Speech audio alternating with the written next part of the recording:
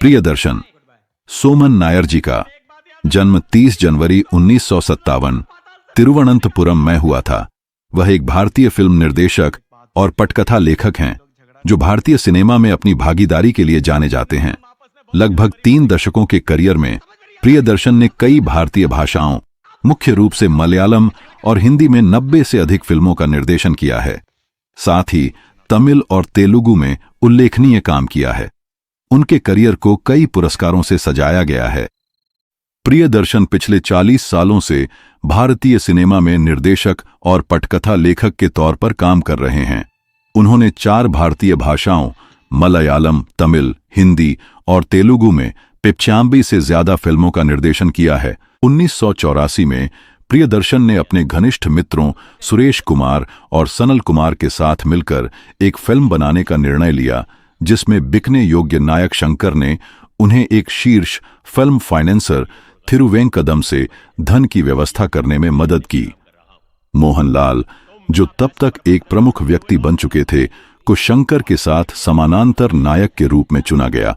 इस प्रकार 1984 में प्रियदर्शन जी ने पूछकोरू मूक्कुथी के साथ निर्देशक के रूप में अपनी शुरुआत की, जो एक आश्चर्यजनक हिट थी।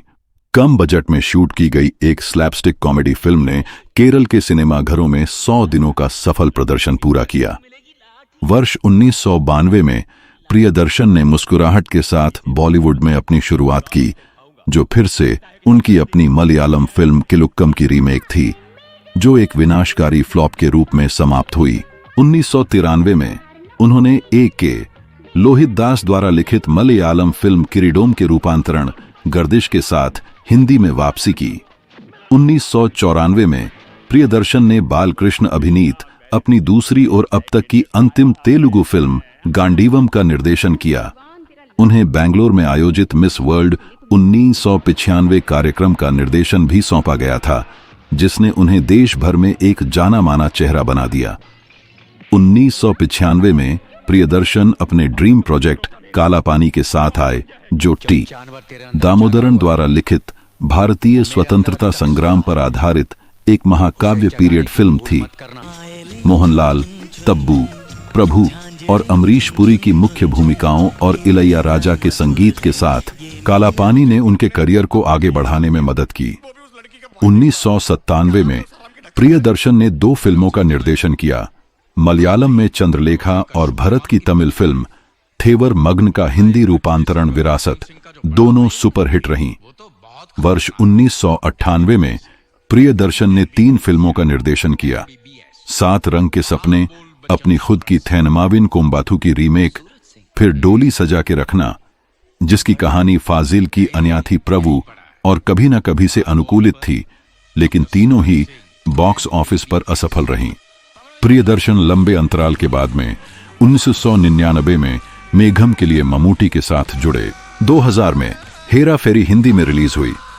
हेरा फेरी मलयालम फिल्म रामजी राव स्पीकिंग का रूपांतरण थी, जो बॉक्स ऑफिस पर हिट रही। अक्षय कुमार, सुनील शेट्टी, तब्बू और परेश रावल अभिनीत इस फिल्म को अब हिंदी सिनेमा के इतिहास में एक मील का पत्थर माना जाता है। इस फिल्म ने प्रियदर्शन अक्षय कुमार की टीम को भी जन्म दिया, जिसने बाद के वर्षों में कई हिट फिल्में दी। हेरा फेरी अभिनेता कमल हासन अपनी महत्वाकांक्षी फिल्म अनबे शिवम पर काम कर रहे थे। पटकथा खत्म करने के बाद कमल हासन ने फिल्म का निर्देशन करने के लिए प्रियदर्शन से संपर्क किया।